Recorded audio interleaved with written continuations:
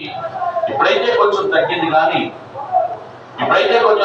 కానీ ninth 10th class లో ఒక మెయిన్ యూనిట్ ఉండేది.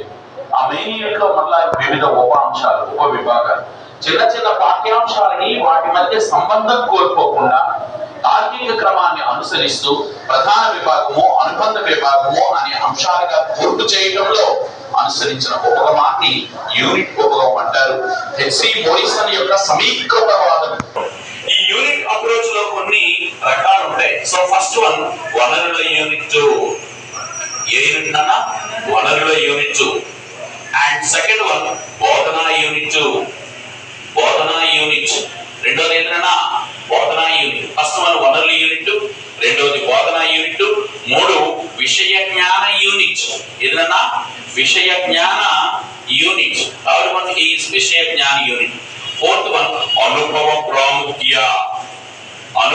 ప్రాముఖ్య యూనిట్. మిత్రులారా, నాలుగవది ఏది అంటే అనుభవ ప్రాముఖ్య యూనిట్. ఐదు నిర్మాణాత్మక యూనిట్.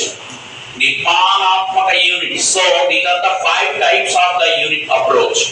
యూనిట్ ఉపగమంలో మనకి ఎన్ని రకాలు ఉన్నాయా అంటే 5 రకాలు. ఒకటి వనరుల యూనిట్, రెండు బోధనా యూనిట్, మూడు విషయ జ్ఞాన యూనిట్, నాలుగు అనుభవ ప్రాముఖ్య యూనిట్, ఐదు నిర్మాణాత్మక యూనిట్. అమ్మా, వెరీ ఇంపార్టెంట్ రా. అమెరికాలోని పెన్సిల్వేనియా విశ్వవిద్యాలయానికి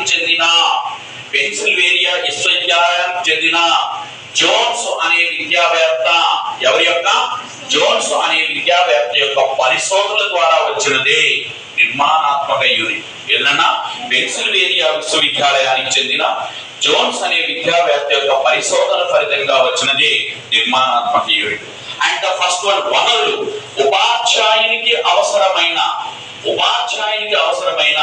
వనరులకు సంబంధించిన యూనిటే వనరుల యూనిట్. సింపుల్ గా గుర్తుపెట్టుకోవాలి.